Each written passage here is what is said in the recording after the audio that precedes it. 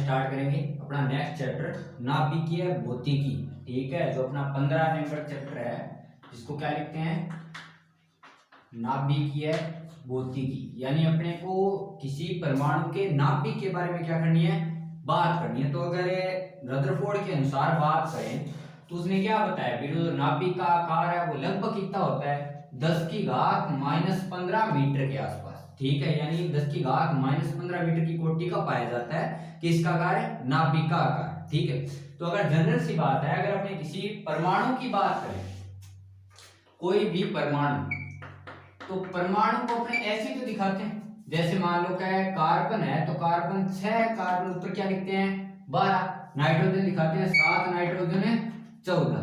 तो अगर कोई परमाणु X है तो यहाँ पे ये जो संख्या होती है ये किसको दर्शाती है, परमाणु क्रमांक को। किसको, परमाणु क्रमांक को। और ऊपर वाली जो संख्या होती है ये किसको दर्शाती है, द्रव्यमान संख्या। ये किसको दर्शाती है, द्रव्यमान संख्या को। तो कोई परमाणु X है तो जिसको मैं ये लिख सकता हूँ Z और ऊपर क्या लिखा A। अगर ऐसे नहीं दिखाओ तो इसको ऐसे भी लिख सकते हैं, Z और इधर A। यहाँ पे जो Z होता है वो तो किस चीज को दर्शाता है भाई, परमाणु क्रमांक को। और परमाणु क्रमांक का मतलब क्या होता है, परमाणु क्रमांक का मतलब होता है उस परमाणु के अंदर प्रोटॉनों की संख्या, भी उसके अंदर प्रोटॉन है कितने। तो अगर परमाणु क्रमांक की बात करूं तो इसका मतलब सीधी से संख्या है किसकी, प्रोटॉन की संख्या की बात कर रहा है। ठीक है, दूसरा जो A होता है उसे बोलते हैं, क्या बोलते हैं उसका, द्रव्यमान संख्या। यानी अगर जो A लिखते हैं ऊपर उसे बोलते हैं उसकी द्रव्यमान संख्या। और द्रव्यमान संख्या का मतलब होता है प्रोटॉनों की संख्या, और प्लस में क्या बोलते हैं, न्यूट्रॉनों की संख्या। ये अपने को पता होता है। ठीक है, बेसिक चीज है एकदम। ये अगर ऐसे दिखाते हैं तो A क्या होती है, उसकी द्रव्यमान संख्या, जिसे क्या लिखते हैं, प्रोटॉन की संख्या प्लस है न्यूट्रॉनों की संख्या। अब किसी परमाणु की बात करें तो परमाणु के अंदर ये कहा गया भी नाभिक में कौन पाए जाते हैं, प्रोटॉन और न्यूट्रॉन, और बाहर कौन पाए जाते हैं, इलेक्ट्रॉन। तो अपने को बात करनी है अभी प्रोटॉन और न्यूट्रॉन की। ठीक है, तो उसके अंदर देखते हैं भी क्या कुछ होता है नाभिकीय भौतिकी के अंदर। अपने को बात करनी है नाभिक की, तो ये तो एकदम बेसिक है। अभी कोई परमाणु है तो उसमें Z दिखाते हैं उसके परमाणु क्रमांक को, A दिखाता है उसकी द्रव्यमान संख्या को, यानी प्रोटॉनों की संख्या प्लस न्यूट्रॉनों की संख्या। अब बात करते हैं नाभिक की। अब देखो, अगर अपने बात करें नाभिक की तो रदरफोर्ड ने यह कहा भी जो परमाणु है उसका संपूर्ण द्रव्यमान कहां पे केंद्रित होता है, उसके केंद्र में, जिसे क्या बोलते हैं नाभिक। और उस पे सारा आवेश कौन सा होता है, धनावेश। और इसका आकार लगभग कितना होता है, 10 की घात -15 मीटर के आसपास। ठीक है, तो अगर मैं नाभिक की बात करूं तो ये नाभिक है, इसके अंदर प्रोटॉन और कौन पाए जाते हैं, न्यूट्रॉन। क्या पाए जाते हैं, प्रोटॉन और न्यूट्रॉन। तो यहाँ पे ये तो प्रोटॉन और ये न्यूट्रॉन, इनको एक साथ क्या बोलते हैं, प्रोटॉन और न्यूट्रॉन को एक साथ क्या बोलते हैं, न्यूक्लियॉन्स। क्या बोलते हैं, न्यूक्लियॉन्स। ठीक है, इसलिए एक चीज ध्यान रखिए, न्यूक्लियॉन किसे कहा जाता है, न्यूक्लियॉन कहा जाता है प्रोटॉन और न्यूट्रॉनों को अगर एक साथ बात करें ना। ठीक है, मैं कहूं भी अगर परमाणु के नाभिक है, परमाणु के नाभिक के अंदर क्या पाए जाते हैं, न्यूक्लियॉन्स। न्यूक्लियॉन्स का मतलब प्रोटॉन और न्यूट्रॉन की एक साथ बात कर रहे हैं। ठीक है, अगर वो सिर्फ कहे प्रोटॉन तो प्रोटॉन अलग चीज है और न्यूट्रॉन है अलग चीज है, लेकिन अगर उन दोनों की एक साथ बात करें, ठीक है, तो उसे क्या बोलते हैं, न्यूक्लियॉन।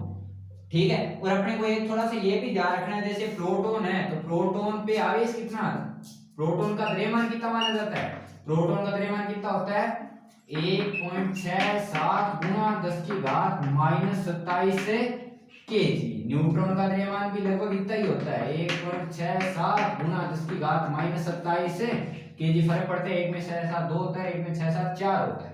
ठीक है, और अगर मैं आवेश की बात करूं तो न्यूट्रॉन कैसा होता है, उदासीन। ठीक है, और प्रोटॉन पे आवेश क्या होता है, धनावेश, जिसका मान किसके बराबर होता है, Q ऑफ प्रोटॉन प्लस का 1.6 गुना 10 का घात -19 कूलम। तो ये एकदम बेसिक सा है भी। अगर अपने नाभिक की बात करें तो नाभिक के अंदर क्या पाए जाते हैं, न्यूक्लियॉन, क्योंकि न्यूक्लियॉन का मतलब होता है प्रोटॉन और न्यूट्रॉन की एक साथ बात करें अपने। ठीक है, न्यूक्लियॉन बोलते हैं, और इनके अंदर न्यूक्लियॉन्स का मतलब प्रोटॉन और न्यूट्रॉन। तो प्रोटॉन को क्या बोल सकते हैं, द्रव्यमान उसका 1.67 गुना 10 की घात -27। न्यूट्रॉन का द्रव्यमान 1.67 गुना 10 की घात -27, यानी ये बराबर ही होता है। ये 6 7 2 और 1 6 7 4। ठीक है, अगर प्रोटॉन पर आवेश की बात करें तो वो कितना होता है 1.6 गुना 10 की घात -19 गुना, वो भी किसका प्लस का। ठीक है, और एक और बचता है परमाणु के अंदर इलेक्ट्रॉन। अगर इलेक्ट्रॉन पर आवेश की बात करूं तो इलेक्ट्रॉन पर आवेश कितना होता है माइनस का 1.6 गुना 10 की घात -19 कूलम। और अगर इलेक्ट्रॉन के द्रव्यमान की बात करूं तो इलेक्ट्रॉन का द्रव्यमान कितना होता है 9.1 गुना 10 की घात -31 केजी। ठीक है, तो ये बेसिक से नंबर्स हैं जो अपने को थोड़ा ध्यान होना चाहिए भाई, प्रोटॉन कितना है, न्यूट्रॉन कितना है, कितना किसका द्रव्यमान है, क्या कुछ है। ठीक है, उसकी अपने को थोड़ा सा ध्यान रखना है। अब इसके अंदर नाभिकीय भौतिकी के अंदर थोड़ी बहुत एक तो परिभाषा है जो अपने केमिस्ट्री में पढ़ के आए हैं। ठीक है, जैसे सबसे पहली परिभाषा की अगर मैं बात करूं तो जैसे लिख रहा हूं मैं समस्थानिक। क्या लिखा समस्थानिक।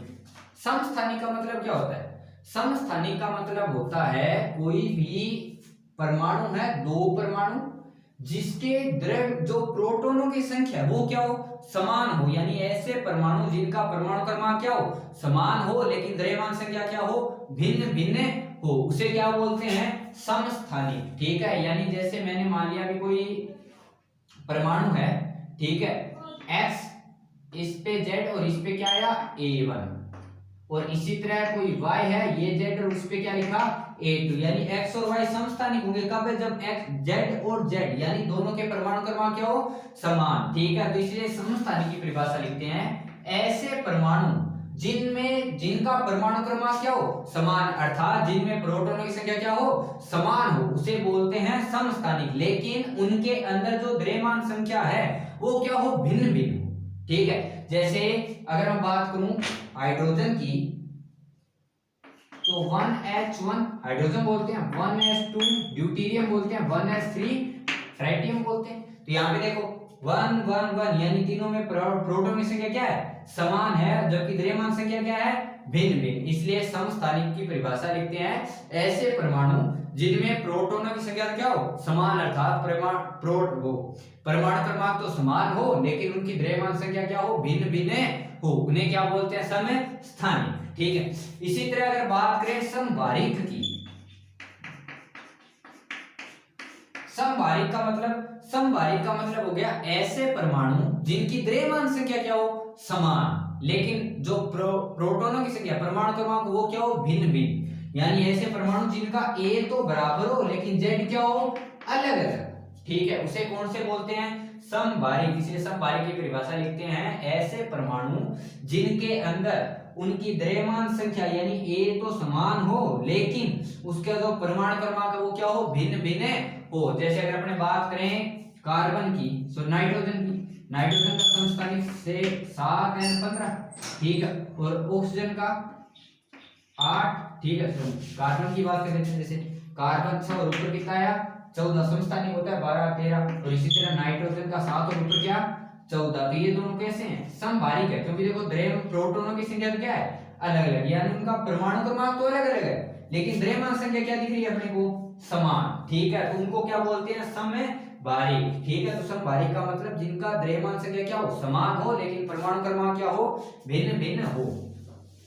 ठीक है, उसके बाद आता है समन्यूट्रॉनिक।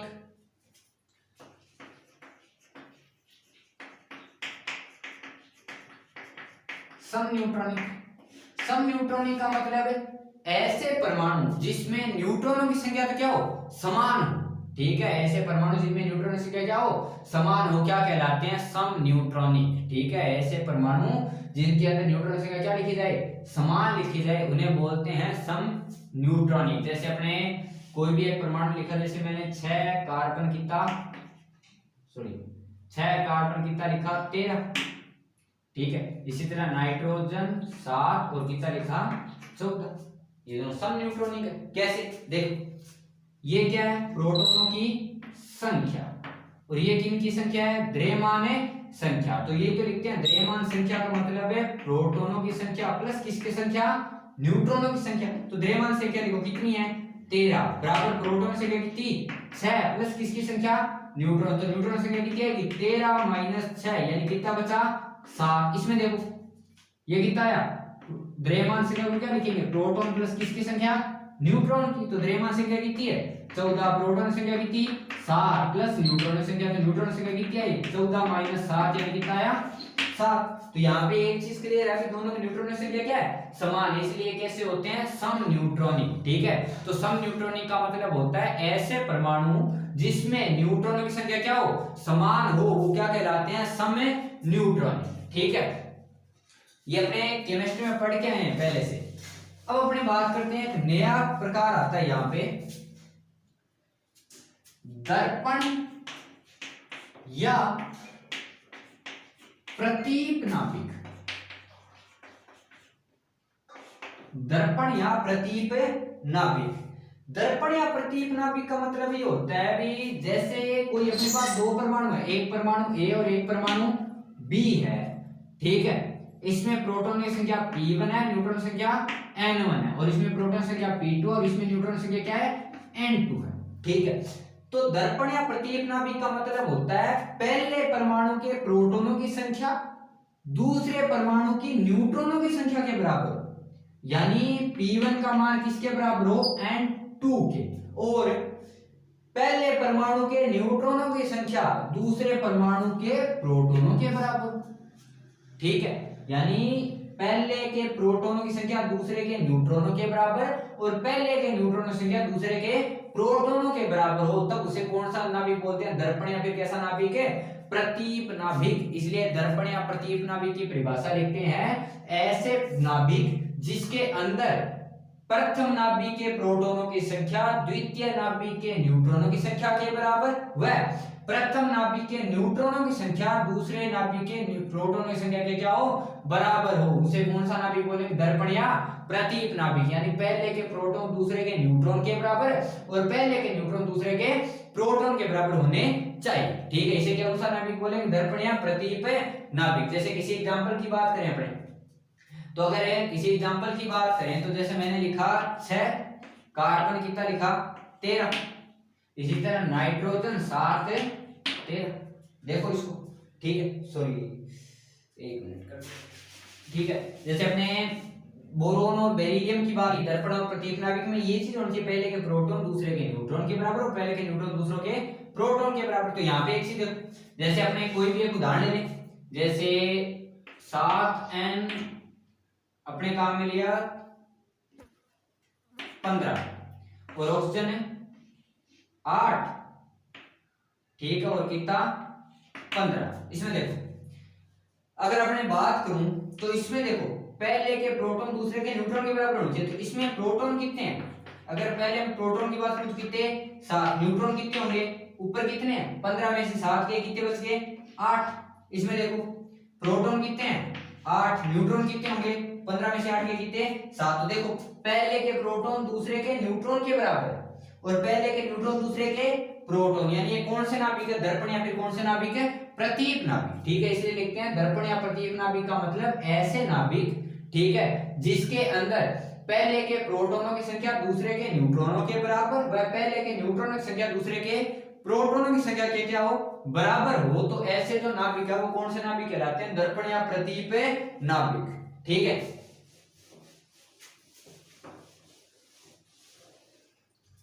अब एक आता है आइसोमर्स यानी सम अवयवी। ठीक है, ये आइसोमर्स बोलते हैं। एक और आता है आइसोमर या सम अवयवी। उसका मतलब क्या होता है, जैसे अगर अपने किसी परमाणु की बात करें, कोई भी परमाणु, जैसे मैं बात करूं कार्बन की, तो कार्बन 6 12 लिखते हैं हम। ठीक है, यानी ये स्थिति उसके अंदर होती है। जैसे समझने की कोशिश करना, कार्बन का परमाणु क्रमांक कितना है 6, तो इसका अपने जो इलेक्ट्रॉनिक विन्यास लिखते हैं तो यही तो लिखते हैं 1s2 2s2 2p2। अगर मैं कार्बन 6 कार्बन 12 की बात करूं तो उसका इलेक्ट्रॉनिक कॉन्फ़िगरेशन यही तो लिखते हैं इलेक्ट्रॉनिक विन्यास 1s2 2s2 2p2। अब एक चीज देखो, अगर इसको मैं बॉक्स के अंदर बनाऊं, यानी आगबो पाइल जो आगबो है, पाउली है, हुंस है, उनके नियम के अनुसार अगर मैं बनाऊं तो 1s2 के अंदर कितने आए 2 आए, s के अंदर तो 2s के अंदर कितने आए 2 आए, p के अंदर कितने होते हैं 3 होते हैं, लेकिन भर कितने रखे हैं 2। तो आपको प्रिंसिपल यही तो बात कहता है, पहले एक एक भरो, ठीक है, उसके बाद पेयरिंग करो उनकी। ठीक है। और पेयरिंग हमेशा अपोजिट, जो उल्टी जो स्पिन होती है, उल्टा जो चक्रण होता है उसके अनुसार होती है, ठीक है। यानी पहले इस कक्षा को पूरा करो, उसके बाद वो चीज आती है। तो अगर मैं किसी भी परमाणु के द्वारा बंध बनाने की बात करूं, मैं किसी भी परमाणु के द्वारा, तो बंध हमेशा बनाता है वो बार वाली कक्षा के अनुसार, यानी बार वाली कक्षक में उसके अंदर कितने इलेक्ट्रॉन अनपेयर्ड हैं, अयुग्मित हैं, उनके साथ बनाता है। तो अगर इस स्थिति में मैं देखूं तो कितने अयुग्मित इलेक्ट्रॉन है, 1s2 पूरा भरा पड़ा है, 2s2 भी पूरा भरा पड़ा है, लेकिन 2p2 की बात करूं तो एक तो अयुग्मित ये रहा, एक अयुग्मित है ये रहा, ये बंध में भाग नहीं लेगा क्योंकि ये पूरी तरह से क्या है, खाली है। जो पूरी तरह से खाली कक्षक होता है वो बंध बनाने में भाग नहीं लेता, ठीक है, ये बचता है। जैसे इसके साथ ये एक अयुग्मित, क्योंकि यहाँ पे एक इलेक्ट्रॉन की जगह खाली है, यहाँ पे एक इलेक्ट्रॉन की जगह क्या है, खाली है, यानी एक यहाँ पे और एक यहाँ पे। क्योंकि अपने एक चीज तो अच्छी तरीके से जानते हैं, विमानों का कार्बन और हाइड्रोजन के बीच में बंध बनता है तो एक इलेक्ट्रॉन कार्बन का होता है और एक इसका हाइड्रोजन का, दोनों इलेक्ट्रॉन एक ही परमाणु तो नहीं देता, ठीक है। कार्बन और हाइड्रोजन के बीच में अगर कोई बंध बने तो जो एक बॉन्ड बनता है उसके अंदर दो इलेक्ट्रॉन की आवश्यकता होती है, एक बॉन्ड, एक इलेक्ट्रॉन कार्बन देता है और एक इलेक्ट्रॉन हाइड्रोजन देता है, जिसे बोलते हैं सहसंयोजन बंध, ठीक है। तो यहाँ पे अगर बात करूं तो दोनों अपने अपने एक एक इलेक्ट्रॉन नहीं दे रहे क्या, तो यहाँ पे देखो अगर इस बंध बनाना है तो उस कक्षक को पूर्ण करना होता है, तो यहाँ पे देखो एक इलेक्ट्रॉन दे रखा है कार्बन ने, तो दूसरा इलेक्ट्रॉन यहाँ पे आ सकता है, एक इलेक्ट्रॉन दे रखा है दूसरा इलेक्ट्रॉन यहाँ पे आ सकता है, क्योंकि बंध बनाने के लिए एक इसका होना चाहिए, एक इसका होना चाहिए दूसरे का, क्योंकि जब भी किसी परमाणु के मध्य बंध बनाते हैं तो उसमें एक इलेक्ट्रॉन तो वो परमाणु खुद देता है और एक इलेक्ट्रॉन सामने वाले का होता है, यानी दोनों की शेयरिंग होती है वहां पे। तो यहाँ पे बात करूं तो इस कक्ष इसके अंदर एक इलेक्ट्रॉन तो इसने दे दिया p वाला, तो एक इलेक्ट्रॉन बंध बनाने के लिए सामने वाला दे देगा, क्योंकि बंध बनाने के लिए दोनों का एक एक इलेक्ट्रॉन होना चाहिए। इसी तरह इसमें अगर बात करूं तो इसने अपना एक इलेक्ट्रॉन दे दिया तो एक इलेक्ट्रॉन इसके द्वारा आना चाहिए, यहाँ पे ये बंध में भाग नहीं ले सकता क्योंकि इसके अंदर ये अपना कोई इलेक्ट्रॉन ही नहीं दे रहा, तो यहाँ पे बंध कैसे बनाएगा, ठीक है। यहाँ पे दोनों के दोनों इलेक्ट्रॉन सामने वाले परमाणु को देने चाहिए, जबकि सामने वाला परमाणु तो दो इलेक्ट्रॉन नहीं देता, वहां पे उपसहसंयोजक बंध हो जाता है, ठीक है। तो यहाँ पे एक एक इलेक्ट्रॉन दे, तो यहाँ पे सिर्फ कितने इलेक्ट्रॉन दे सकता है, दो, तो दो इलेक्ट्रॉन का मतलब एक बंद हो रहे दो बंद, क्योंकि दो इलेक्ट्रॉन ये हो गए दो इलेक्ट्रॉन ये हो गए, तो सामान्य अवस्था ये कार्बन की, इसका मतलब कितने बंद बनाएगा, दो। ध्यान रखना, थोड़ी सी एक चीज को सोचना, आगे ये थोड़ा सा कंसेप्ट अपने काम में आएगा, समझाने की कोशिश कर रहा हूं बस उसको, ठीक है। तो यानी यहाँ पे अगर मैं बात करूं तो कितने बंद बनाने चाहिए, दो बनाने चाहिए, क्योंकि दोनों में एक एक इलेक्ट्रॉन अनपेयर्ड है, ठीक है। लेकिन अगर मैं कार्बन की सामान्य अवस्था में बात करूं तो कार्बन सामान्य अवस्था में कितने कितने बंद बनाता है, चार बनाता है। क्यों बनाता है, 1s2 तो पूरा है, लेकिन अपने एक नियम पढ़ा है भाई, एक तो कक्षा को अपूरित खाली हो और एक अर्धपूरित और एक पूर्ण पूरित, तो उसमें स्थायित्व सबसे ज्यादा पूर्ण पूरित का और उससे कम स्थायित्व अर्धपूरित का। जैसे अपने क्रोमियम का कॉन्फ़िगरेशन लिखते हैं, क्रोमियम के लिए उसको लास्ट में जो 24 आता है तो उसके लिए एक डी को आगे नहीं लेके जाते हैं ताकि उसका अष्ट जो लास्ट वाला कोष है डी वाला वो आधा पूरा हो। इसी तरह अगर कॉपर की बात करें तो कॉपर का कॉन्फ़िगरेशन जो इलेक्ट्रॉनिक विन्यास है वो भी तो बाकियों से अलग मिलता है, क्यों, क्योंकि उसके अंदर जो लास्ट वाला डी है उसके अंदर 9 ही तो इलेक्ट्रॉन है, एक इलेक्ट्रॉन की जगह क्या होती है, खाली, तो पूर्ण पूरी ज्यादा स्थायी होता है, इसलिए अपना पहले वाला 4s का इलेक्ट्रॉन किस में भेजता है, आगे वाले, क्योंकि अपने नोट किया हुआ है एक चीज तो केमिस्ट्री के अंदर भी, जो क्रोमियम और कॉपर है, ठीक है, उसका जो इलेक्ट्रॉनिक विन्यास है वो बाकियों से अलग पाया जाता है, सिर्फ किसके लिए, अर्धपूर्ण के लिए और पूर्ण पूरित के लिए।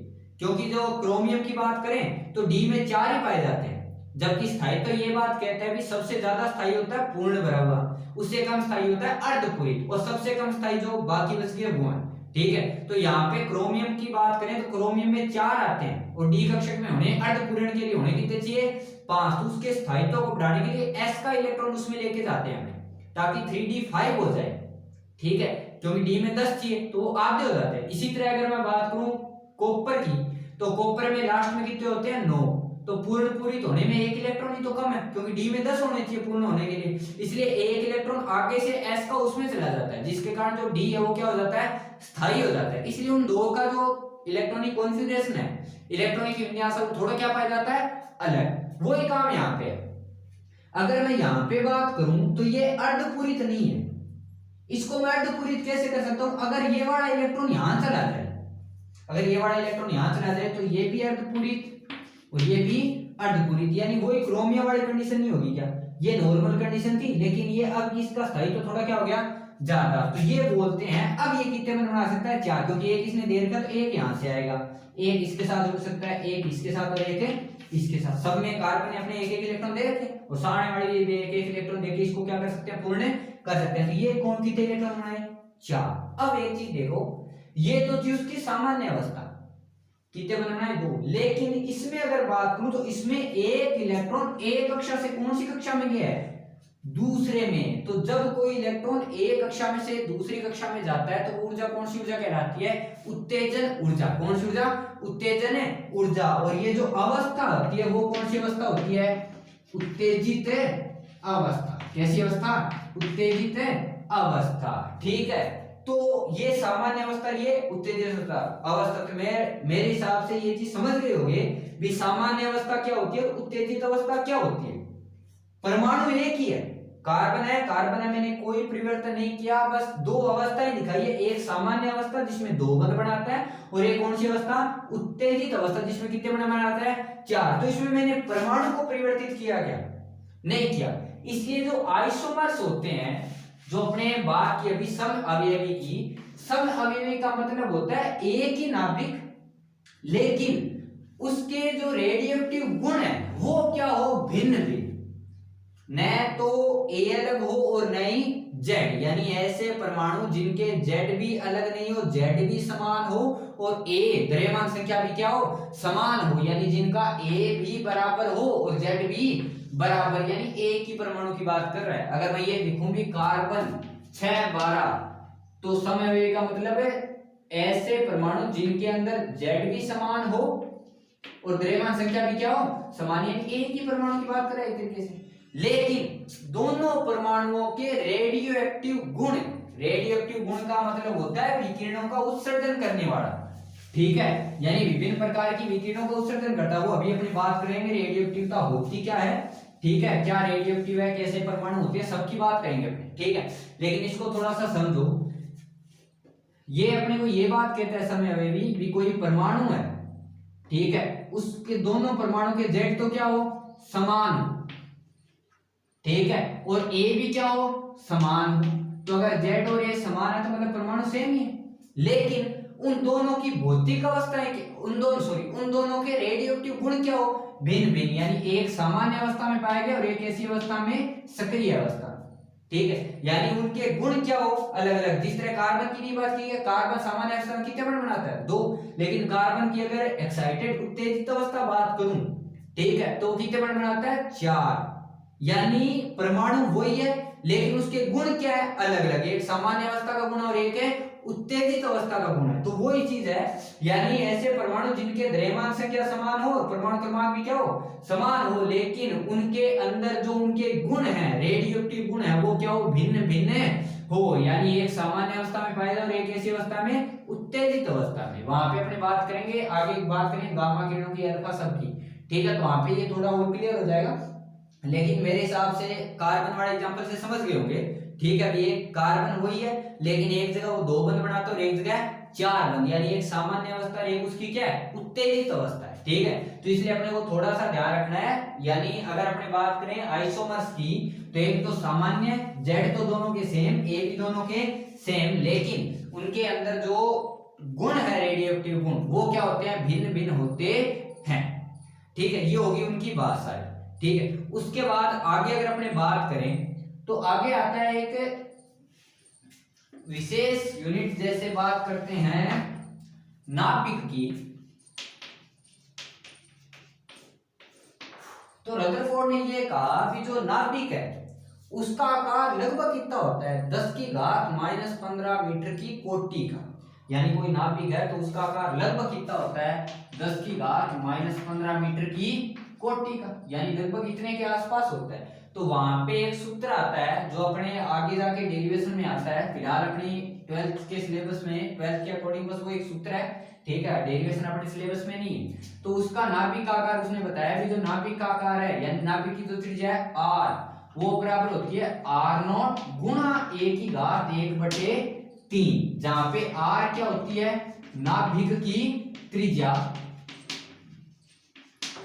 आर नोट होता है, आर नोट का मतलब होता है नियतांक, जिसको लिखते हैं 1.2 फर्मी या 1.2 फेम्टोमीटर, और इसको अगर मीटर में लिखे तो कितना लिख सकते हैं, 1.2 गुणा 10 की घात -15 मीटर, क्योंकि एक फर्मी का मतलब होता है 10 की घात -15 मीटर। तो यहाँ पे आर नोट एक नियतांक होता है जिसका वैल्यू होता है 1.2 फर्मी, और यहाँ पे जो ए है वो क्या होती है, परमाणु की द्रव्यमान संख्या, परमाणु की द्रव्यमान संख्या, यानी जो ए है परमाणु की द्रव्यमान संख्या। ठीक है, तो इसके आधार पे कई बार क्वेश्चन पूछता है, जैसे अपनी बुक में एक क्वेश्चन दे रखा है, एल्यूमिनियम है, ठीक है, 13 और ऊपर कितना है 27, के नाभिक की त्रिज्या ज्ञात करो, के नाभिक की क्या ज्ञात करो, त्रिज्या। तो सीधा सा फॉर्मूला लगाना है, r = r नॉट a की पावर 1/3, r नॉट का वैल्यू 1.2 इनटू आंसर फर्मी में दे देंगे। ठीक है, a क्या होती है, द्रव्यमान संख्या, तो ये तो क्या होता है उसका परमाणु क्रमांक, ये क्या होता है द्रव्यमान संख्या, तो द्रव्यमान कितनी है, संख्या कितनी है 27 की घात 1/3, तो 27 की घात 1/3 कितनी होगी 3, ये कितना 3.6 फर्मी। ठीक है, यानी ये थोड़ा सा ध्यान रखना है, नाभिक का जो आकार है वो लगभग 10 की घात -15 मीटर के आसपास आता है, और नाभिक की त्रिज्या क्या लिखते हैं, r बराबर r नोट a की घात 1/3, जहां पे r होती है नाभिक की त्रिज्या, r नोट होता है नियतांक जिसे बोलते हैं 1.2 फर्मी, और जो a है वो होती है उसकी द्रव्यमान संख्या। तो ये तो हुआ नाभिक के बारे में बेसिक चीज। ठीक है, तो अपने नाभिक पर क्वेश्चन किस टाइप से आते हैं, सीधी बात है, वो प्रोटॉन की संख्या तो पूछेगा नहीं। ठीक है, तो अगर नाभिक के अंदर अपने थोड़ी बहुत बात करें,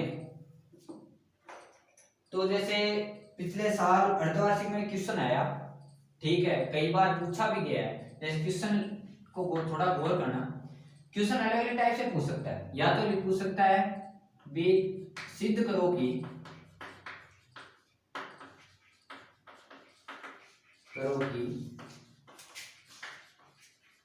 प्रत्येक नाभिक का घनत्व नियत रहता है,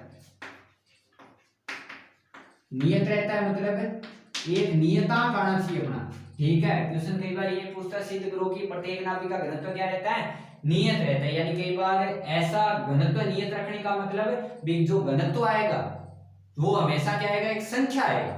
ठीक है, और वो जेड वगैरह कुछ भी बदलो किसी चीज पर निर्भर नहीं करता है, यानी प्रत्येक नाभिक का घनत्व हमेशा क्या रहता है, नियत रहता है। ठीक है, या फिर इसके साथ दूसरा क्वेश्चन ये भी पूछ लेता है, इसी को दूसरे टाइप के, ठीक है, वो कहता है नाभिक के घनत्व का मान ज्ञात करो, ज्ञात कर। ठीक है, या फिर कई बार ये भी पूछ देता है सिद्ध करो। ठीक है, वो कहता है सिद्ध करो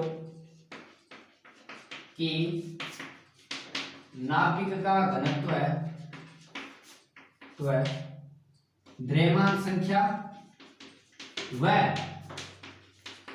परमाणु क्रमांक पर निर्भर नहीं करता।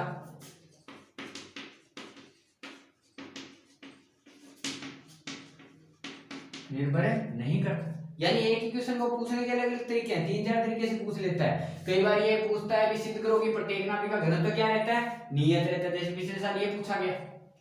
ठीक है, घनत्व क्या रहता है, नियत। दूसरा ये पूछ सकता है कि घनत्व का मान ज्ञात करो, संख्यात्मक मान कितना आता है। या फिर तीसरा ये आता है कि सिद्ध करो कि नाभिक का घनत्व है द्रव्यमान व परमाणु क्रमांक पर निर्भर नहीं करता। ठीक है, यानी उसका जो द्रव्यमान संख्या व परमाणु क्रमांक पर निर्भर नहीं करता।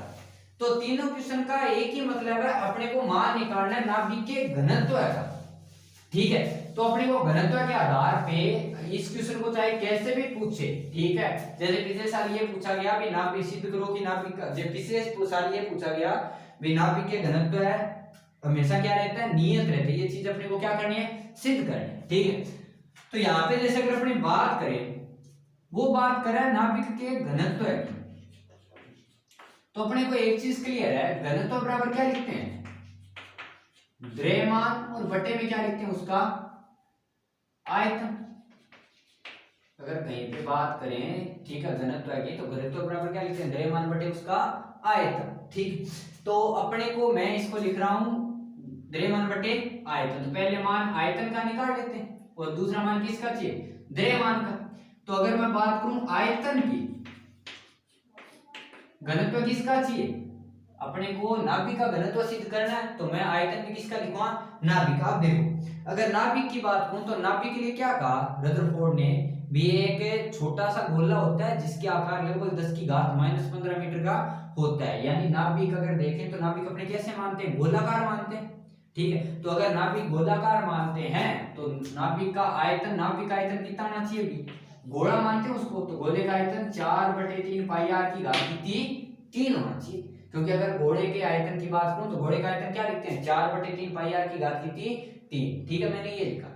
अब अगर अपने आगे बात करें 4/3 पाई r यानी किसका आयतन, किसकी त्रिज्या, नाभिक की। नाभिक की त्रिज्या अभी बात की अपने, नाभिक की त्रिज्या क्या होती है, r0 a की घात कितनी, 1/3, और इसकी घात कितनी आनी चाहिए फिर 3, क्योंकि r की घात 3 है तो r का वैल्यू क्या होना चाहिए, अभी बात की थी नाभिक की त्रिज्या इतनी होती है, r0 a की घात 1/3। तो इसको सोल्व करो, 4/3 पाई r0 की घात कितनी हो गई 3, और a की घात 1/3 है, और इसकी घात कितनी आई 3, भी घात को अलग अलग कर सकता हूं, तो घात की घात आपस में क्या होती है, गुणा। तो इसको ये लिख सकता हूं 4/3 पाई r0 की घात 3, a की घात 1/3 गुणा 3 से 3 कट गया, तो मान आया अपने पास आयतन का, यानी v लिख रहा हूं, यह आया 4/3 पाई r0 की घात कितनी 3, और गुणा में क्या लिखा a।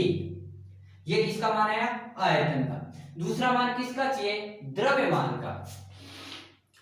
तो अगर अपने बात करें द्रव्यमान की, तो एक चीज तो अपने को क्लियर है भी, जब भी किसी परमाणु के द्रव्यमान की बात की जाती है तो द्रव्यमान में रोल सिर्फ और सिर्फ किसका होता है, प्रोटॉन के द्रव्यमान और किसके द्रव्यमान के, न्यूट्रॉन का।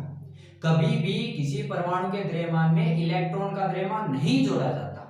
ठीक है, सिर्फ किस किस का द्रव्यमान रखा जाता है, प्रोटॉन और किसका, न्यूट्रॉन का। यानी अगर मैं परमाणु के द्रव्यमान की बात करूं तो ये होना चाहिए प्रोटॉन का द्रव्यमान, सॉरी प्रोटॉनों का द्रव्यमान, और प्लस में किसका द्रव्यमान है, न्यूट्रॉनों का द्रव्यमान।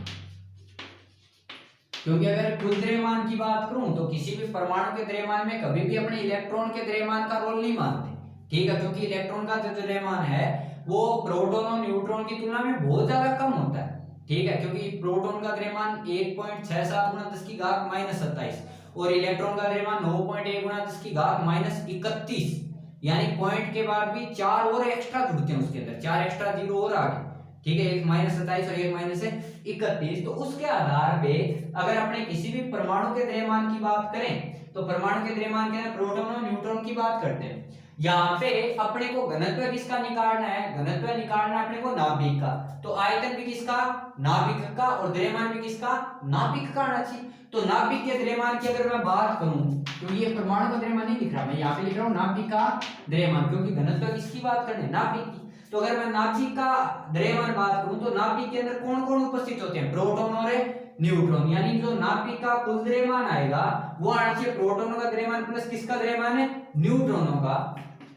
तो मैंने एक प्रोटॉन का द्रव्यमान क्या माना, mp, और एक न्यूट्रॉन का द्रव्यमान क्या माना, n। ठीक है, एक का mp है तो प्रोटॉनों की संख्या कितनी होती है, जैसे मैं बात करूं भी एक प्रोटॉन का द्रव्यमान कितना है, mp है। तो अगर किसी परमाणु में 7 प्रोटॉन है तो द्रव्यमान कितने mp हुआ, 7 mp, उससे गुणा ही तो करते हैं। इसी तरह एक न्यूट्रॉन का द्रव्यमान अगर mn है तो 10 न्यूट्रॉनों का द्रव्यमान 10 mn। यानी सीधी सी बात है, अगर मेरे को प्रोटॉनों का कुल द्रव्यमान चाहिए तो एक का द्रव्यमान और गुणा प्रोटॉनों की संख्या, यही तो होना चाहिए। अगर एक प्रोटॉन का द्रव्यमान mp मान रहा हूं, 7 प्रोटॉन का द्रव्यमान कितना होगा, 7 mp। यानी सीधी सिंपल सी यही चीज तो लिख रहा हूं, एक प्रोटॉन का अगर द्रव्यमान mp है तो प्रोटॉन का कुल द्रव्यमान क्या आना चाहिए, mp गुणा में प्रोटॉनों की संख्या। और न्यूट्रॉन का कुल द्रव्यमान क्या आना चाहिए, न्यूट्रॉनों के अगर कुल द्रव्यमान की बात करूं तो एक न्यूट्रॉन का द्रव्यमान अगर mn है तो कुल द्रव्यमान कितना आना चाहिए, mn गुणा न्यूट्रॉनों की संख्या। तो किसी भी परमाणु में प्रोटॉनों की संख्या किससे दिखाई जाती है, परमाणु क्रमांक से, किससे, z से, क्योंकि z होता है प्रोटॉनों की संख्या। तो अगर एक का द्रव्यमान mp है तो z का क्या आएगा, z गुणा mp। अब दूसरी संख्या, एक न्यूट्रॉन का द्रव्यमान कितना है, mn, तो न्यूट्रॉन की संख्या निकालो। यही तो लिखते हैं। द्रव्यमान संख्या का मतलब है प्रोटॉनों की संख्या यानी किसका वैल्यू z, और प्लस किसकी संख्या न्यूट्रॉनों की संख्या यानी कि किससे लिखते हैं हम n से। तो यहाँ पे n से गुणा किया mn गुणा न्यूट्रॉनों की संख्या। ठीक है, अब आपने एक चीज देखी भी, ये तो आ गया ये तो समझ में आ गया होगा अपने भी, एक प्रोटॉन का द्रव्यमान mp है तो z का zmp, क्योंकि प्रोटॉन का कुल द्रव्यमान चाहिए। यहाँ पे एक न्यूट्रॉन का द्रव्यमान mn है तो मैंने मान लिया न्यूट्रॉन कितने हैं n, तो क्या आया n गुणा m।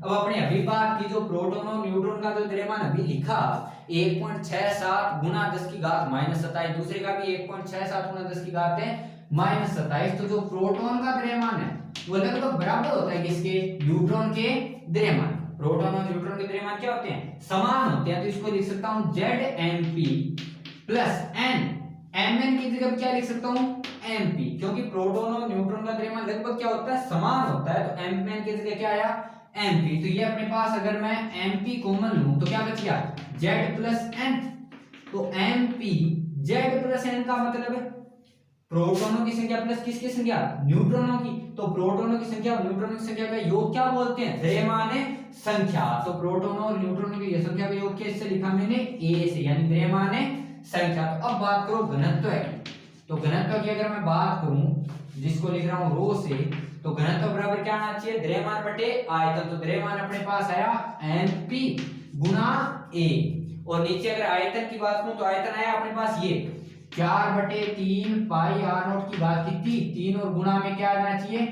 तो अगर इसको देखूं तो a से a कट गया, तो ये मान कितना आया 3/4 ऊपर mp और नीचे आ गया पाई r नॉट की घात की 3। ये आया रो का मान। तो इसमें एक चीज देखो, रो का मान a और z पे निर्भर कर रहा है, कहीं भी a नहीं आ रहा और कहीं भी z। तो लास्ट वाले क्वेश्चन का आंसर आ गया, यानी ये सिद्ध हो गया अभी जो नाभिक का घनत्व है वो द्रव्यमान संख्या व परमाणु क्रमांक पर निर्भर नहीं करता।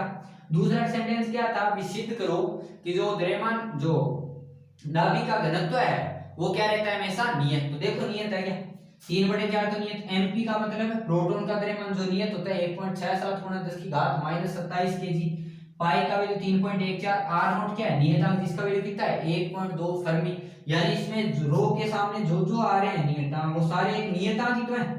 3/4 नियत है, ये mp भी नियत है, पाई भी नियत, r नॉट भी नियत, तो सारा मान ही क्या आना चाहिए नियत। तो दूसरे का भी आंसर आ गया भी, जो नाभिक का घनत्व है वो सदैव क्या रहता है नियत रहता है, क्योंकि इसमें सारे जो आ रहे हैं वो सारे के सारे क्या है नियतांक है। तीसरा आपने ये लिखा भी उसकी संख्यात्मक मान ज्ञात करो, तो संख्यात्मक मान के लिए सबका मान रख दो। 3/4 mp का मान है 1.67 गुणा 10 की घात -34, जैसे संख्यात्मक मान वो निकाल लेते हैं। 3/4 ऊपर mp यानी 1.67 गुणा 10 की घात -27, नीचे कौन है 4, पाई का मतलब 3.14 और गुणा में r नॉट का मतलब 1.2 फर्मी है, तो 10 की घात -15 और इसकी घात कितनी है 3। तो अब इसको अपने सोल्व कर लेना आराम से, इतनी मेहनत अपने को आती है। रो बराबर 3/4, ठीक है, इसका संख्या तो ये संख्यात्मक मान ही तो आ रहा है, ठीक है, तो ये आ गया उसके आगे वाले का आंसर, ठीक है। तो इस तरीके से अपने को कैसा भी क्वेश्चन पूछे भी, कोई नाभिक है, ठीक है, उसका घनत्व कितना है कितना आता है, तो प्रत्येक नाभिक का घनत्व क्या रहता है समान। जैसे मैंने एक नॉर्मल सा क्वेश्चन दिया भाई, कार्बन परमाणु है उसके नाभिक का घनत्व कितना है x है, कार्बन परमाणु के नाभिक का घनत्व कितना है x। तो मैंने पूछ लिया एल्यूमिनियम परमाणु के नाभिक का घनत्व बताओ, वो भी कितना रहेगा x, क्योंकि अभी देखा ना घनत्व का मान सदैव क्या रहता है नियत रहता है, वो a और z पर निर्भर नहीं करता, यानी प्रत्येक परमाणु के नाभिक का घनत्व क्या होता है बराबर। इसलिए इस टाइप के क्वेश्चन का भी ध्यान रखना है। जैसे मैंने क्वेश्चन कहा भी कार्बन के नाभिक का घनत्व कितना प्राप्त होता है x, तो एल्यूमिनियम के नाभिक का घनत्व ज्ञात करो। तो अगर कार्बन के नाभिक का घनत्व x है तो एल्यूमिनियम के नाभिक का घनत्व भी क्या होगा x, क्योंकि घनत्व सदैव क्या रहता है नियत रहता है, उसके मान में कभी भी कोई परिवर्तन नहीं होता। तो इस चीज का आपने को थोड़ा सा ध्यान रखना है, ठीक है, यानी घनत्व में परिवर्तन नहीं हो सकता, वो हमेशा क्या रहता है नियत रहता है, जो आपने अच्छी तरह से प्रूफ कर लिया है।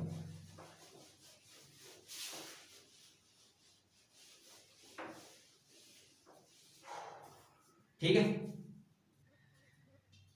अब अपने आगे बात करते हैं। जैसे अभी अपने लिखा भी जो द्रव्यमान संख्या है, किसी परमाणु की जो द्रव्यमान संख्या लिखी उसको अपने यही तो लिखा डी प्रोटॉनों की संख्या प्लस किसकी संख्या, न्यूट्रॉनों की संख्या, यानी पी प्लस क्या लिखा आपने एन। लेकिन एक चीज देखो, अगर यहाँ पे इसके आगे मैं क्या शब्द काम में ले रहा हूँ, द्रव्यमान, ठीक है, क्या शब्द काम में ले रहा हूँ, द्रव्यमान। तो ये जो द्रव्यमान है वैसे देखो तो एक संख्या ही तो है, यानी प्रोटॉनों की संख्या प्लस किसकी संख्या, न्यूट्रॉनों की। तो दो संख्या को जोड़ने के बाद ये संख्या बननी थी, उसके आगे केजी लीटर वो अपनी मर्जी से तो नहीं लगा सकते, यानी जो पहले इकाई होनी चाहिए यही तो लिखते हैं 5 केजी प्लस 7 केजी, तब जाके अपने कितने केजी लगा सकते हैं 12 केजी।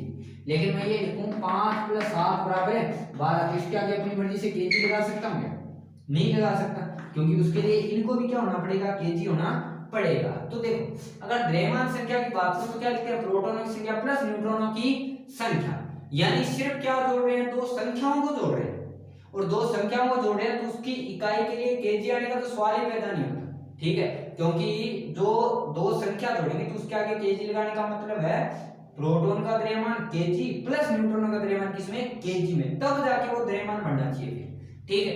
तो यहाँ पे अगर द्रव्यमान संख्या की बात करूं तो दो संख्या है, लेकिन इसको द्रव्यमान के रूप में दिखाने के लिए एक विशेष इकाई बनाई जाती है, परमाणु द्रव्यमान मात्रक,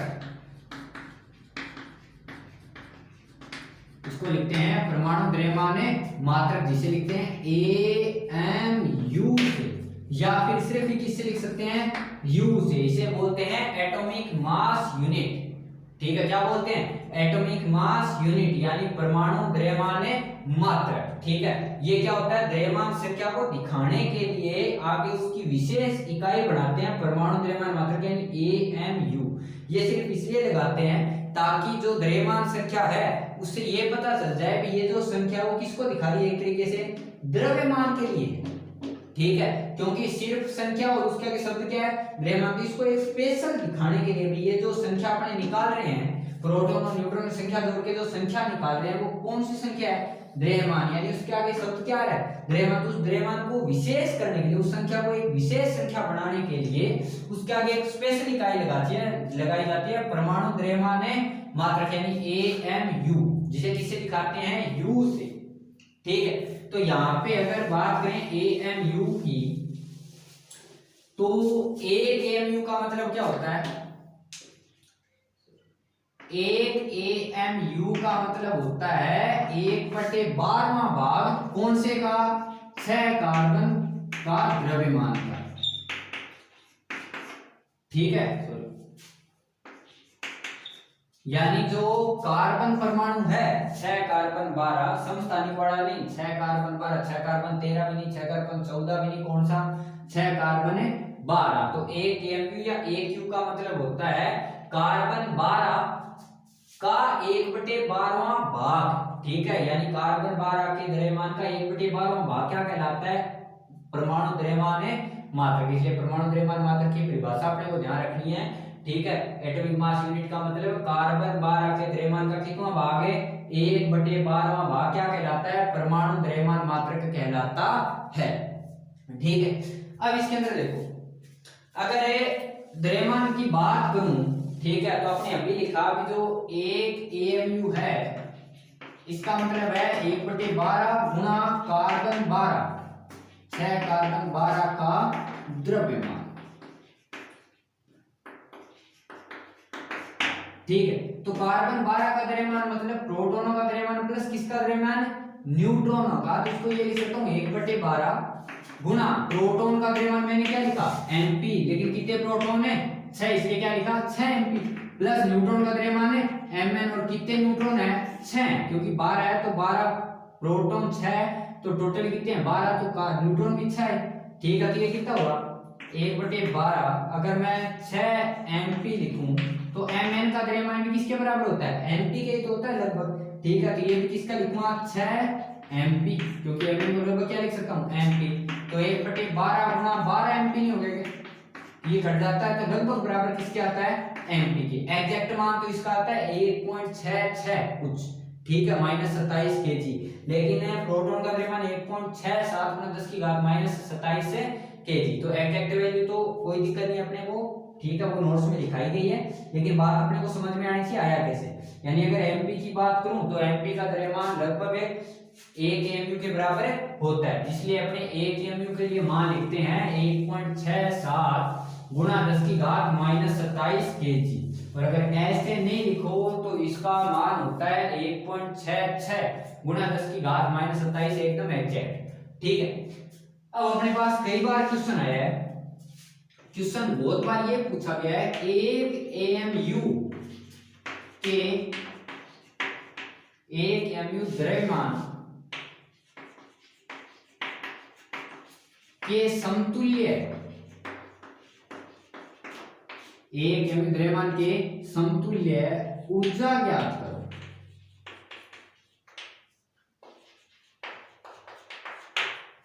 1 AMU द्रव्यमान के समतुल्य ऊर्जा ज्ञात करो। अब देखो कौन सी ऊर्जा, गतिज या स्थितिज। एक थोड़ा सा ध्यान रखना, अगर कहीं पे बहुत ही कम द्रव्यमान अति है, ठीक है, जैसे अपने यहाँ पे बात करूं तो 1 AMU का मतलब प्रोटॉन का द्रव्यमान लगभग, और प्रोटॉन का द्रव्यमान कितना होता है 1.67 गुणा 10 की घात -27 kg, यानी उसका मान बहुत ज्यादा क्या है, कम है। यानी 1.6 के आगे 10 की घात -27, यानी 10 की घात जो -27 है वो उसको एक तरीके से बहुत ज्यादा छोटा नहीं कर रखे उसको, ठीक है।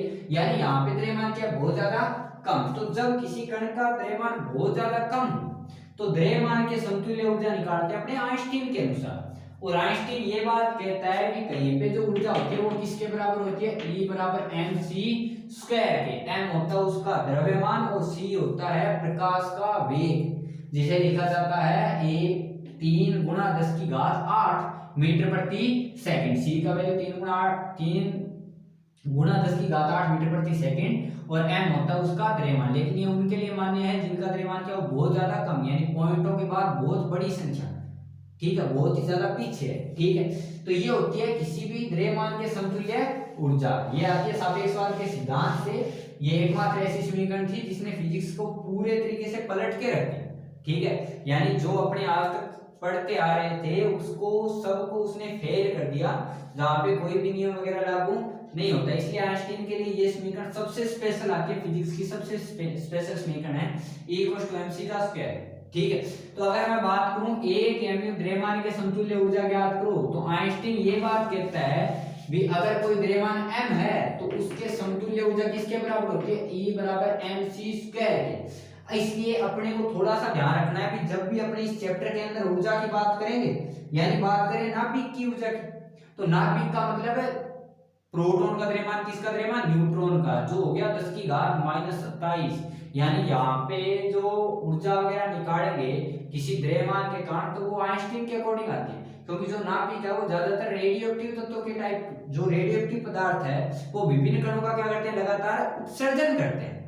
और वो जो कण है वो ऐसे कण होते हैं जो गतिज ऊर्जा, स्थितिज ऊर्जा, जो न्यूटन के नियम है उनकी पालना नहीं करते, यानी ये सबसे हटके द्रव्यमान होते हैं। जैसे किसी भी रेडियोएक्टिव पदार्थ की बात करें, इसमें आगे बात करेंगे अपने, कोई रेडियोएक्टिव पदार्थ की बात करें तो वो अल्फा कण, बीटा, गामा, ठीक है, positron, anti proton, sorry neutrino, anti neutrino, विभिन्न प्रकार के कणों का क्या करता है, उत्सर्जन करता है। और वो कण ऐसे होते हैं जो इनके जो न्यूटन के नियम आते हैं, गतिज ऊर्जा 1/2 mv², स्थितिज ऊर्जा mgh, इन सब की पालना नहीं करते, वो आइंस्टीन के अकॉर्डिंग आते हैं, ठीक है। इसीलिए तो न्यूटन की फिजिक्स को एक सीमित कर दिया गया और इनका सॉल्यूशन अपने को आगे क्वांटम मैकेनिक्स के अंदर मिलता है, ठीक है। तो यहाँ पे थोड़ा सा ये ध्यान रखना है कि अगर कहीं पे नाभिकीय भौतिकी की बात करें, न्यूक्लियर फिजिक्स की बात करें, तो न्यूक्लियर फिजिक्स के अंदर जो द्रव्यमान से संबंधित ऊर्जा है वो कभी भी न्यूटन के अकॉर्डिंग नहीं लिखी जाती, क्योंकि नाभिक के अंदर विभिन्न प्रकार की क्रियाएं होती है जिसके कारण वो इलेक्ट्रॉन है जो नाभिक है वो विभिन्न प्रकार के कणों का क्या करता रहता है, उत्सर्जन। उनकी ऊर्जा कभी भी न्यूटन की फिजिक्स से लागू नहीं होती, क्योंकि एक चीज अपने खुद को पता है भी जो नाभिक है, नाभिक का आकार होता है 10 की घात -15 मीटर। तो नाभिक के अंदर देखो प्रोटॉन है, लेकिन फिर भी एक दूसरे को प्रतिकर्षित नहीं करते, जबकि अपने आज तक जो मैकेनिक्स में पढ़ के आए उसके अकॉर्डिंग अगर समान प्रकृति के आवेश हैं प्लस तो एक दूसरे को क्या करना चाहिए, प्रतिकर्षित करने चाहिए। यानी सीधी सी बात है, नाभिक के अंदर जो सामान्य नियम है वो तो लागू नहीं होते, क्योंकि वहां पे प्लस भी एक दूसरे को क्या कर रहा है, आकर्षित कर रहा है, प्रतिकर्षित नहीं कर रहा। इसलिए सारे नियम नाभिक के बाहर, यानी गतिज ऊर्जा, स्थितिज ऊर्जा, ये सब नाभिक से बाहर की बात है। अगर नाभिक के अंदर की बात करें तो वहां की गतिज ऊर्जा 1/2 mv² नहीं लिखेंगे, स्थितिज ऊर्जा mgh नहीं लिखेंगे, ठीक है, वहां पे बात करेंगे कौन सी ऊर्जा की नाभिक के अंदर की, E बराबर mc का स्क्वायर, ठीक है, क्योंकि वहां पे न्यूटन वगैरह के नियम लागू नहीं होते। तो अगर 1 mu के द्रव्यमान से समतुल्य ऊर्जा ज्ञात हो, ये कई बार पूछा गया 2 नंबर का, तो E बराबर आइंस्टीन ये बात कहता है कि अगर कोई द्रव्यमान m है तो उस द्रव्यमान m के समतुल्य ऊर्जा प्राप्त होती है E बराबर mc का स्क्वायर। यानी इसको लिख सकता हूं 1 u, m की जगह कितना है mu, 1 u गुना c का स्क्वायर। तो 1 u का मतलब हो गया, एक चीज थोड़ा सा नोट करना, 1 u का मतलब प्रोटॉन का द्रव्यमान, या फिर जो 1 au आता है वो आता है लगभग 1.66 गुना 10 की घात माइनस 27 kg, गुणा में c का वैल्यू रखूं तो 3 गुना 10 की घात 8, ठीक है, मीटर प्रति सेकंड। इसका क्या आता है स्क्वायर। तो इसको जब आगे हल करते हैं, मल्टीप्लाई करते हैं, तो ये आंसर आता है अपना 931 मेगा इलेक्ट्रॉन वोल्ट, लगभग 931 mega electron volt. Electron volt का मतलब जब इसे जूल में बदलेंगे कितने से गुणा करो, 1.6 गुना 10 की घात माइनस 19 कूलम से। मेगा का मतलब 10 की घात 6, मेगा का मतलब 10 की घात 6, इसलिए थोड़ा सा एक बार ध्यान रखना है, 1 u c स्क्वायर का मतलब कितना होता है 931 मेगा इलेक्ट्रॉन वोल्ट। ये आगे अपने न्यूमेरिकल्स के अंदर बहुत ज्यादा यूज में आता है, क्योंकि डायरेक्ट इसी को पुट करना पड़ता है, ठीक है। तो अगर एक mu द्रव्यमान के समतुल्य ऊर्जा की बात करूं तो सीधा सा mc स्क्वायर आना चाहिए। तो mc स्क्वायर का m का वैल्यू 1 u, आगे c स्क्वायर, तो u का वैल्यू ये अपना kg और गुना c का वैल्यू 3 गुना 10 की घात 8। इसको जब आगे मल्टीप्लाई करके सोल्व करते हैं तो ये आता है 931 mega electron volt. Electron volt ये आंसर जो आएगा वो तो आएगा जूल में, तो इसको इलेक्ट्रॉन वोल्ट में बदलने के लिए 1.6 गुना 10 की घात माइनस 19 कूलम से भाग करेंगे तभी आ जाएगा, ठीक है। तो इसलिए थोड़ा सा ध्यान रखना है, 1 u c स्क्वायर के समतुल्य ऊर्जा क्या आती है 931 mega electron volt. Electron volt को जूल में बदलने कितने से गुणा करो, 1.6 गुना 10 की घात माइनस 19 कूलम। लेकिन यहाँ पे अपने को जूल में बदलने की जरूरत नहीं पड़ेगी, क्योंकि सारी ऊर्जा किसमें निकालनी है इलेक्ट्रॉन वोल्ट में, क्योंकि बहुत ज्यादा वैल्यू होती है ऊर्जा की, ठीक है। और जो m है वो मेगा, मेगा का मतलब 10 की घात 6, ठीक है। तो यहाँ पे बात करें 10 की घात 6, ठीक है।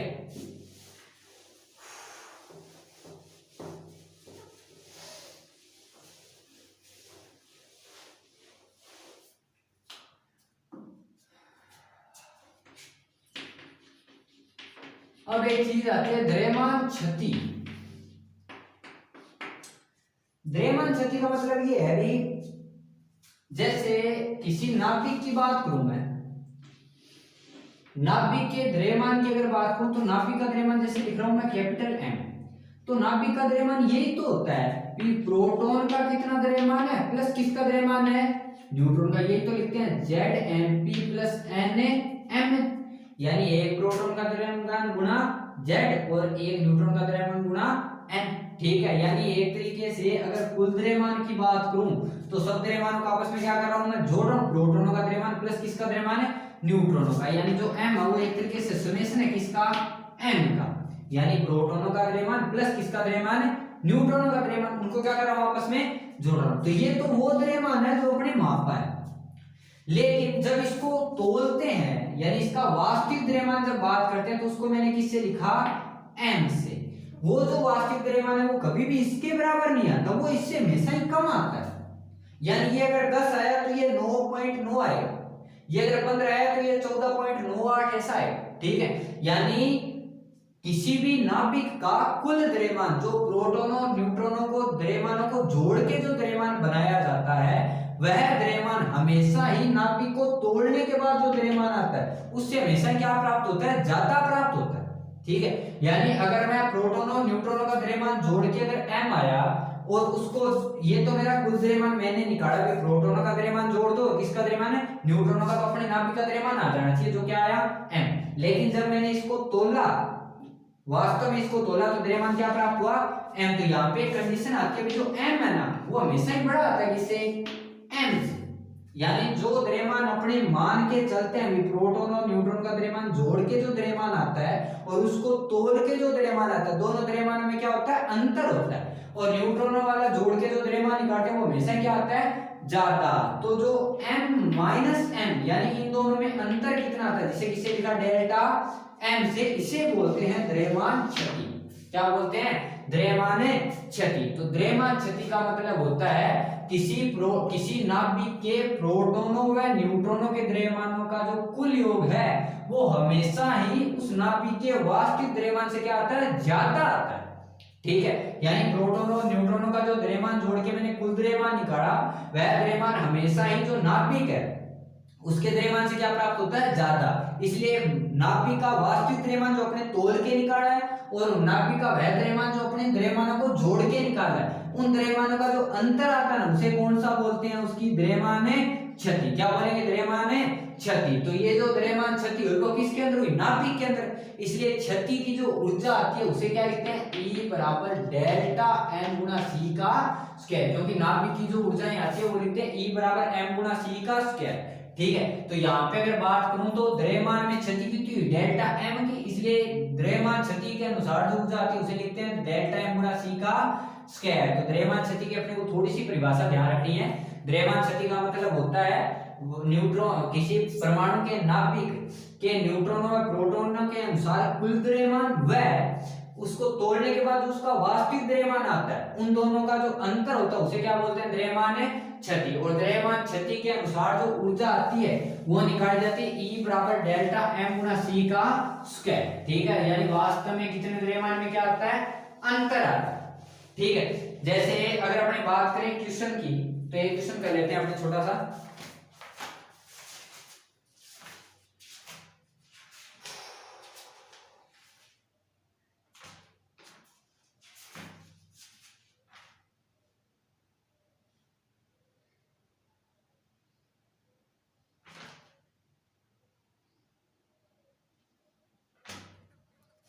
चलिए क्वेश्चन करते हैं। उसने ये कहा है देखो हीलियम परमाणु है, सॉरी एक सेकंड,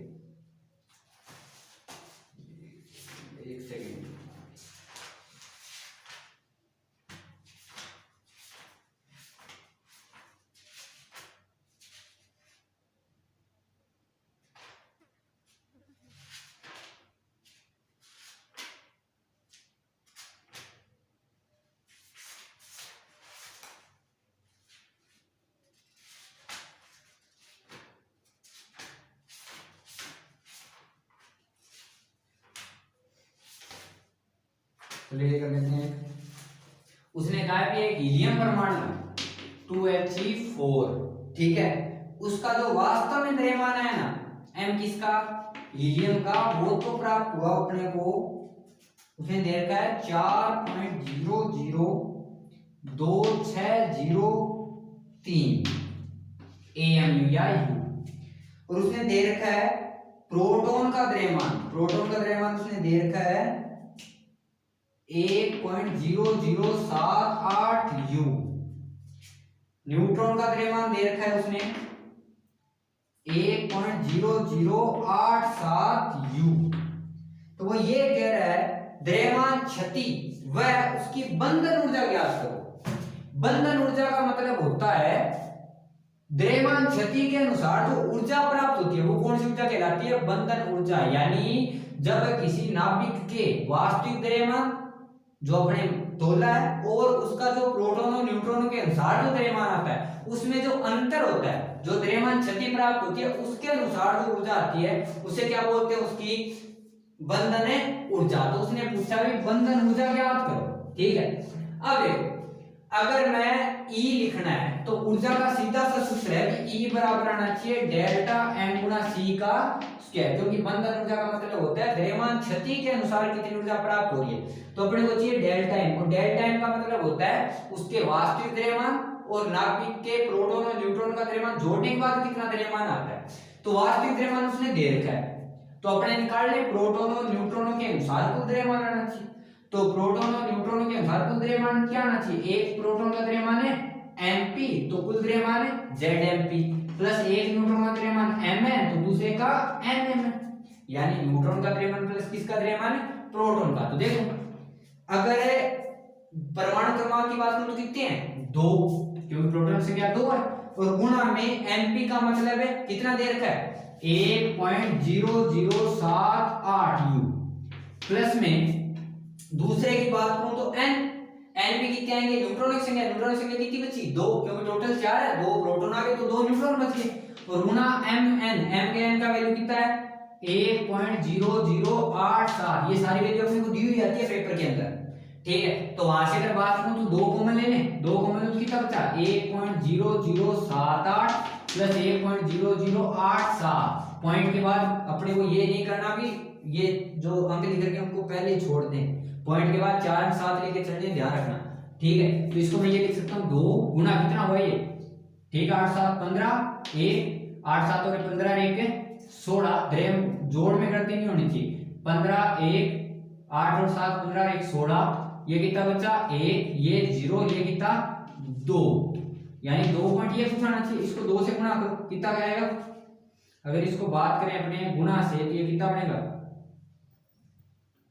10 1 12 और 1 13 2 और 1 3, ठीक है 0 और कितना प्राप्त होगा 4, यानी अपने हिसाब से द्रव्यमान ये मिलना चाहिए, ठीक है। आई थिंक सही है, इसको 2 से गुणा करें मेरे हिसाब से सही है, बाकी देख लेना, ठीक है। तरीका बता रहा हूं बस करना कैसे, ये अपने पास m प्राप्त हुआ और वास्तव में m कितना है इतना, तो डेल्टा m का मतलब है दोनों द्रव्यमानों में अंतर, तो अपने पास तो इतना प्राप्त हुआ,